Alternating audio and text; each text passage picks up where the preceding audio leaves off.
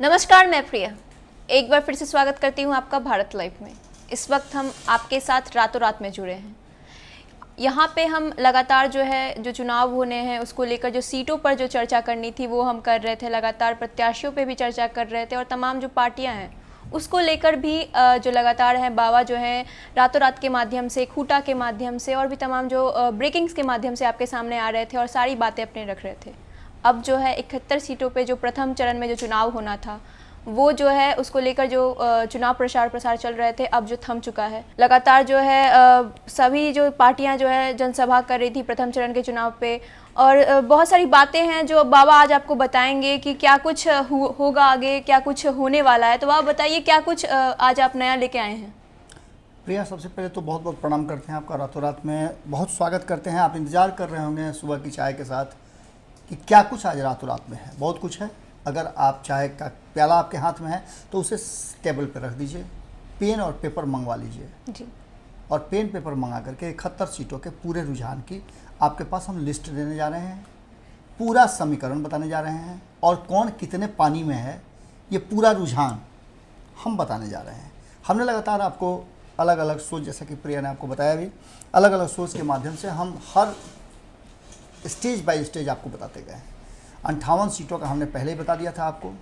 बाकी के बचे हुए जो सीट थे 53, उनके भी हमने 53 सीटों का हमने बता दिया था। 18 सीटें बचे हुए थे और 18 सीटों पर भी हमने आपको बता दिया था। इन सब के बीच में जो बातें सामने खुल करके आ रही हैं उसमें कुछ चीज़ें हैं जो आपको हमने पहले ही बताया था, लेकिन उसे बताना ज़रूरी इसलिए है कि आगे तभी आप समझ पाएंगे कि आखिर ये कुछ क्या हो रहा है। और आपने जो हमसे बातें की हैं, अलग अलग क्षेत्रों से हमारे जो लोगों ने आपसे बात किया है, आपके कथनानुसार, भीड़ के हिस्से के अनुसार, रैलियों के माध्यम से या फिर सर्वे के माध्यम से, जो कुछ भी हमने इंटरनल एक्सटर्नल लाइव या फिर अलग अलग एपिसोड झूठ बोले कौआ काटे हो, बोल बिहार बोल हो, या फिर महापंचायत हो, या फिर भारत भाग्य विधाता हो, जो भी हमारे शो हैं उस शो के माध्यम से हम बात किए। हमने लाइव के माध्यम से आपसे फीडबैक लिए हैं।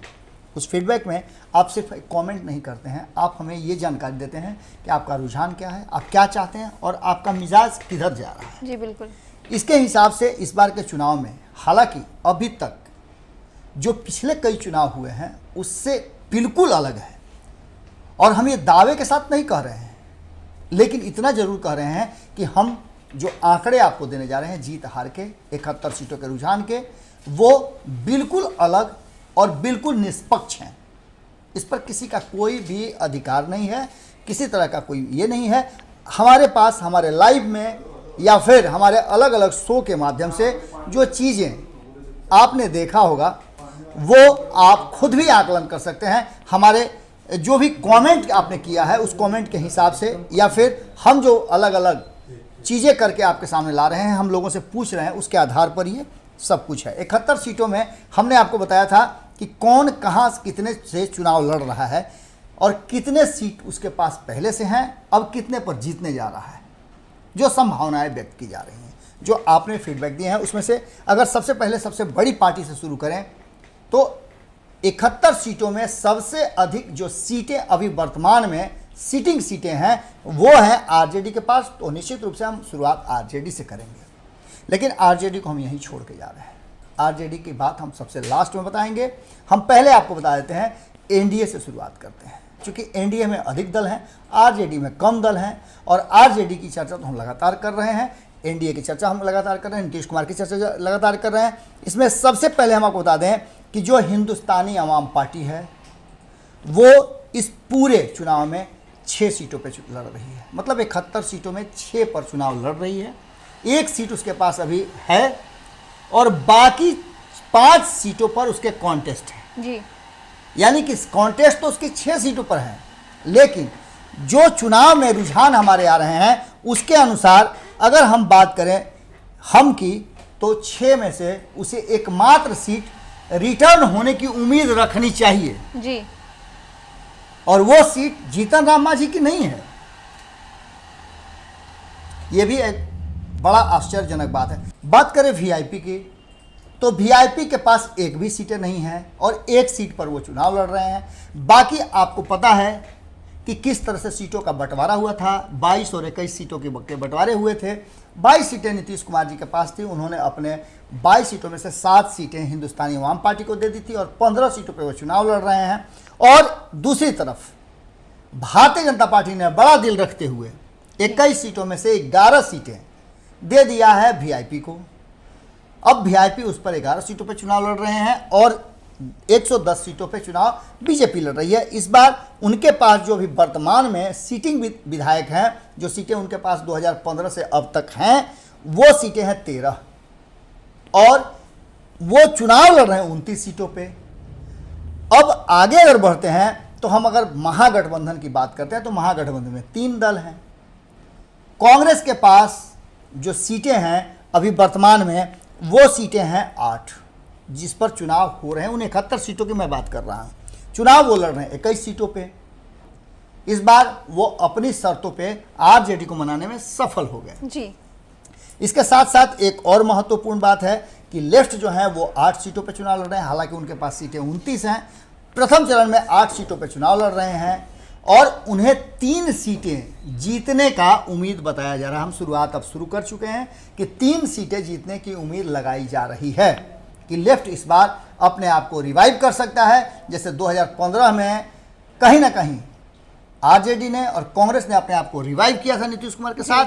अब महागठबंधन में आरजेडी जो सबसे बड़ी पार्टी है विधानसभा में, उसके साथ ये दोनों ही दल एक बार फिर से अपने सीटें रिटेन करेंगे। यानी कि बात करें तो कहीं ना कहीं घाटा होता दिख रहा है एनडीए को। एनडीए को घाटे की बात करें तो एनडीए के पास, जैसा कि हमने बताया कि जो सीटें हैं अब तक वो 23 और 10, 33 और 3, 36 और 37 सीटें हैं। जेडीयू, बीजेपी और हिंदुस्तानी अवाम पार्टी को मिलाकर के टोटल 36 सीटें इनके पास हैं 71 में से जी। यानी कि 35 सीटें जो हैं वो हैं महागठबंधन या अन्य के पास।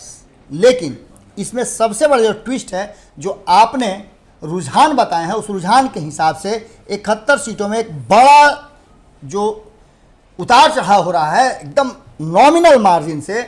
आंकड़ों की अगर बात करें, अगर हम प्रतिशत की बात करें तो 1% से भी कम का ये डाउनफॉल चल रहा है जी।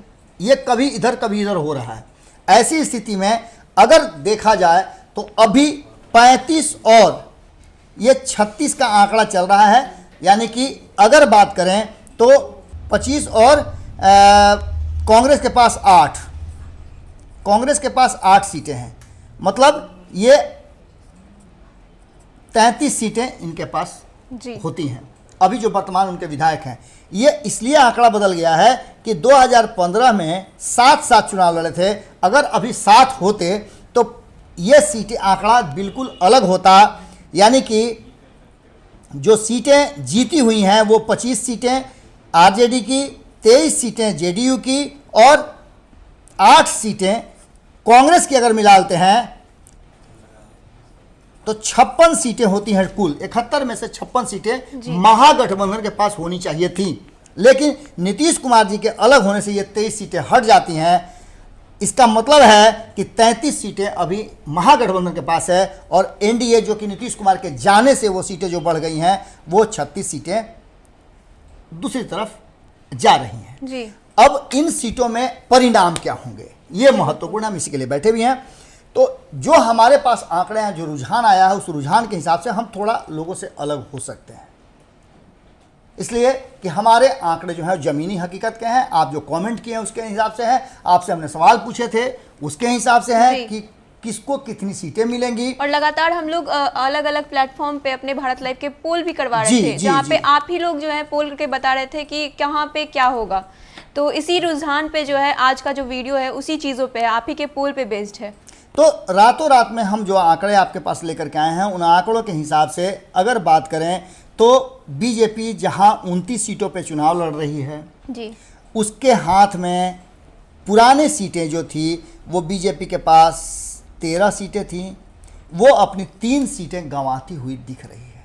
जी। यानी 3 और कौन सी सीटें होंगी ये दिगर बात है, हम वो भी आपको विस्तार से बताएंगे अगले एपिसोड में। लेकिन टोटल जो 13 सीटें अभी उसके पास वर्तमान में है, उनमें से 3 सीटों का उसे घाटा होता दिखाई दे रहा है। ये सीधे तौर पे एक बड़ा घाटा है और 3 सीटों का घाटा कहीं ना कहीं दिखाई दे रहा है। वहीं अगर बात करें जेडीयू की, जो एनडीए की एक बड़ी घटक दल है और दूसरी सबसे बड़ी पार्टी है विधानसभा में, उसके पास 35 सीटों पे वो चुनाव लड़ रही है, 23 सीटें वर्तमान में उसके पास है। लेकिन सबसे बड़ा घाटा जेडीयू को हो रहा है। एंटी इनकम्बेंसी कह लें या चिराग फैक्टर कह लें, जो भी फैक्टर आप कह लें, हमारे आंकड़ों के हिसाब से 13 का आंकड़ा आ रहा है, यानी कि 10 सीटों का नुकसान होता दिखाई दे रहा है। ये 10 सीटें कहाँ जाएंगे, या फिर नीतीश कुमार जी जितनी बातें किए हैं, नीतीश कुमार जी का जो अंडर करेंट जो होता है जी, विकल्प नहीं है नीतीश कुमार के सामने, ये भी बातें हो सकती हैं। जैसा कि जदयू के लोग कह रहे हैं कि नीतीश कुमार जी अचानक से एक बार बाउंसर मारेंगे और बाउंसर उनको मैच में फिर से वापस ले आएगा। ये बाउंसर हो सकता है कि कहीं आ जाए, लेकिन जो वर्तमान स्थिति है उसमें आप जो रुझान दे रहे हैं, आप जो कमेंट कर रहे हैं, आपने जो बातें बताई हैं, उसके आधार पर 10 सीटों का नुकसान होता दिखाई दे रहा है नीतीश कुमार जी को। हिंदुस्तानी आवाम पार्टी की बात करें तो हमने बताया कि उनको नुकसान एक भी सीट का नहीं होता दिखाई दे रहा है।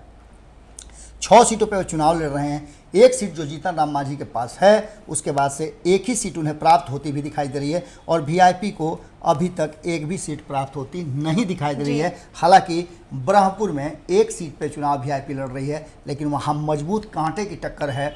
हो सकता है कि अंतिम क्षणों में जो 10 सीटों का हम बता रहे थे कि जो आंकड़ा इधर से उधर हो सकता है, उसमें से एक सीट ब्रह्मपुर भी हो सकता है। जी। अब अगर बात करें हम एनडीए से अलग महागठबंधन की, तो महागठबंधन में आरजेडी को फायदा होता नजर आ रहा है। वहीं कांग्रेस अपनी पुरानी सीटें बरकरार रखेगी और 10 सीटों का जो इधर उधर का जो स्विफ्ट नजर आ रहा था, वो जो है स्विंग जो है वो कहीं भी जा सकता है। या तो वो आरजेडी के तरफ जा सकता है, कांग्रेस की तरफ जा सकता है, जदयू की तरफ जा सकता है, या फिर वो एलजेपी और आरएलएसपी की तरफ भी जा सकता है, या पप्पू यादव के तरफ भी जा सकता है। इन सब बातों को भी आपको ध्यान में रखना होगा। किसकी फील्डिंग कितनी इंटरनल हुई है, उसके आधार पर आंकड़े आने अभी बाकी है। इन सब में अगर बात करें तो कांग्रेस के पास 21 सीटों पर चुनाव लड़ रही, जो अभी 71 सीटों में 8 सीटें उसके पास अभी वर्तमान में हैं। इनमें से 8 सीटों को ही वो प्राप्त होती दिखाई दे रही है। हो सकता है कि कुछ पुरानी सीटें वो हार भी जाए तो नई सीटों पे वो जीतती नजर आ रही है, और ये आंकड़ा 8 की जगह पर 8 ही है। अगर बात करें हम लेफ्ट की, तो लेफ्ट 8 सीटों पे चुनाव लड़ रहे हैं प्रथम चरण में 71 सीटों पर। उनके पास 3 से 4 सीटें जाती हुई दिखाई दे रही हैं। वहीं अगर बात हम करें आरजेडी की, जिसको डार्क हॉर्स बताया जा रहा था, लेकिन अब तो वो उभर कर सामने आ गई है। 26 से 28 सीटें, यानी कि उन्हें फ़ायदा होता दिख रहा है कम से कम 3 सीटों का। अब ऐसी स्थिति में बाकी के जो हमने 10 सीटों के स्विंग बताए थे, वो स्विंग उसमें से जो बाकी के दल हैं आरएलएसपी, एलजेपी 42 सीटों पर चुनाव लड़ रही है और 35 सीटों पे वो नीतीश कुमार को सीधा टक्कर दे रही है। हिंदुस्तानी आवाम पार्टी को 6 सीटों पे टक्कर दे रही है, एक सीट पर वो टक्कर वीआईपी को दे रही है। ऐसी स्थिति में एलजेपी अगर कोई करामात कर जाती है, चिराग का अगर चल जाता है, तो निश्चित रूप से रोशनी एलजेपी में फैल सकती है और ये स्विंग जो है उधर आ सकता है। दूसरी तरफ अगर बात करें आरएलएसपी की, तो उपेंद्र कुशवाहा जबरदस्त ढंग से अपने आप को मैनेज कर चुके हैं इतनी सारी झंझावातों के बाद, और मुख्यमंत्री के उम्मीदवार भी हैं, मायावती का सपोर्ट है, ओवैसी का सपोर्ट है और बहुत सारे लोगों का सपोर्ट उनको मिला है। उस सपोर्ट के हिसाब से उनके गठबंधन को भी अगर 2-3 सीटें मिल जाएं तो कोई अतिशयोक्ति नहीं होगी। जाप की बात करें तो जाप भले ही बहुत ज़्यादा मजबूती के साथ लड़ रही हो चुनाव, लेकिन इस पूरे जो चुनावी समीकरण है उसमें 71 सीटों में शायद एक सीट वो जीतने में कामयाब हुए तो कोई बड़ी बात नहीं होगी। ये पूरा समीकरण हमने आपके द्वारा किए गए कमेंट, आपके द्वारा दिए गए फीडबैक के आधार पर किया है, ज़मीनी हकीकत से दिया है, ज़मीन में जो लोगों से बात हुई है उसके आधार पर दिया है। अब देखने वाली बात होगी कि परिणाम तो 10 तारीख को आएंगे और भोरे भोर में हम आगे आपको विशेष टिप्पणी बताएंगे कि आखिर हमने जो चीज़ें बताई हैं वो क्यों बताई थी। रातों रात का ये एपिसोड आपको कैसा लगा, हम चाहेंगे कि आप बताएं जरूर। जी बिल्कुल। तो बाबा ने बोला कि रातों रात का एपिसोड आपको कैसा लगा है, ये कमेंट करके जरूर बताइएगा। साथ ही इस वीडियो को लाइक शेयर कीजिएगा ताकि ये ज़्यादा से ज़्यादा लोगों तक पहुँचे। तब तक के लिए धन्यवाद।